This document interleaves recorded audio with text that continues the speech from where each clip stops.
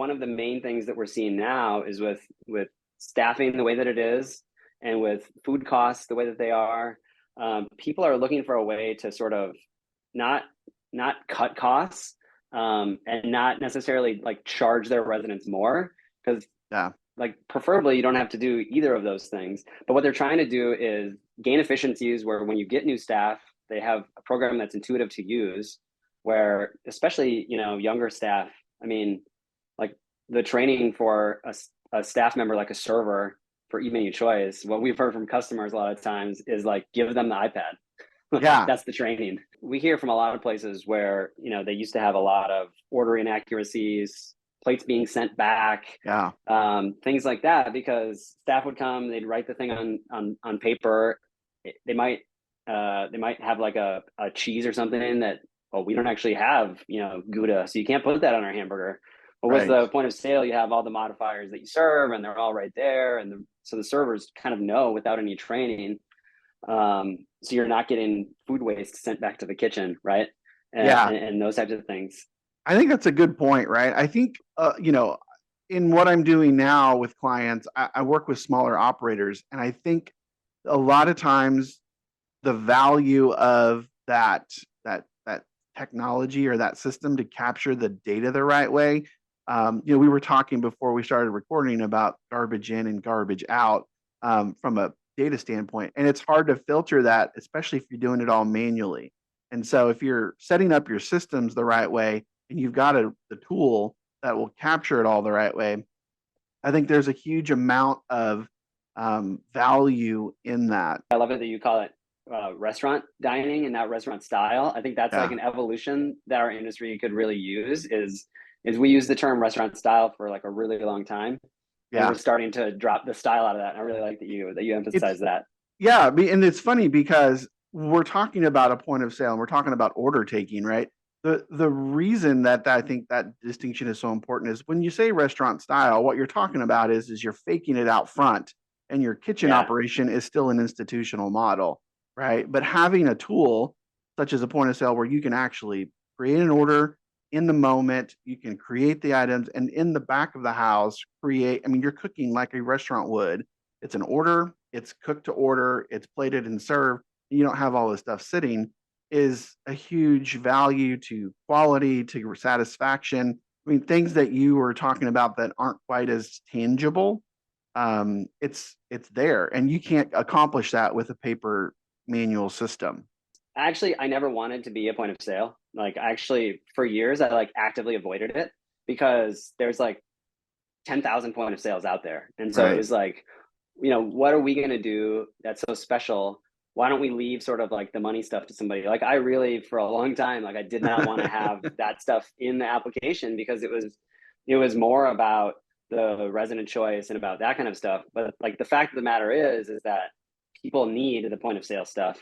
Yeah. um, it's a huge ROI, which I'll get to. But the other thing is because I was kind of resistant to that, what we ended up with was we have the healthcare features that the industry needs. So we have allergens, we have integrations with all the major EHRs. Yeah. We have allergen flagging. So if you're allergic to eggs, I'm not going to let you order the egg salad sandwich, right? I'm not going to let you order the omelet. And we're going to present alternates for you, and things like that. So I think closing the conversation on sort of the softer ROI things, like Yeah. it's a lot easier to take surveys, when the surveyors come in, it's a lot easier to show them like, well, here's Aaron, he's on a diabetic diet. Here you can see all the things that he's ever had to order, and you can see that we're kind of abiding by that diet, that we have notes on his profile that say, may serve him half servings of cake or whatever it might be. Like all that stuff does lead to ROI, but it's softer. But the realities are supply chains are squeezed, like margins are going up, it's are getting tighter. I mean, costs of things are going up. So how do we find revenue to be able to better support our operations and keep investors and owners happy, right? And I think Yeah. that's where a point of sale can come in and definitely help out as well. Yeah. And how do we do it? Like from what I said earlier too, like how do we do it without sacrificing the quality of our food ingredients? Hmm. How do we do it without making the residents feel like we're nickel and diming them for stuff. Yeah. So a lot of what we work with our customers on, because this is a lot too of like, you could have the best point of sale system in the world, but if you don't sort of adopt the processes to help support that, this is back to like the garbage in, garbage out process, right? Yeah. Is it's really hard to see the benefit of something if you don't sort of enforce processes. But so what we're advising our customers on, and what we're seeing a lot of them do, is to basically capture revenue that's walking out the door today. So rather than increasing the prices of your food, and like you might have to increase the prices of your meals. That's just like market reality, right? Yeah. But rather than that being the main way to capture additional revenue, you could actually, capture automatically delivery charges. Our customers captured $2 million of delivery charges last year. Wow. $2 million Right? in delivery charges. That's a lot. That's a lot, right? And like, not everybody still, like in our application, like in our ecosystem, like not everybody is charging for deliveries. And Yeah. you don't have to, but if you do charge for deliveries, which a lot of people do, how are you tracking that today? Is it automatic? Right? Yeah. And that's kind of the point of sale. Another big one is guest orders. Yeah. So sons and daughters come in, right? Friends, whatever it might be, is like almost $1.5 million of guest orders from our ecosystem last year. And so like, how are you tracking that today? Can you put that on the resident's account for them to pay later? Those are some big things. And then there's some more like not so obvious things.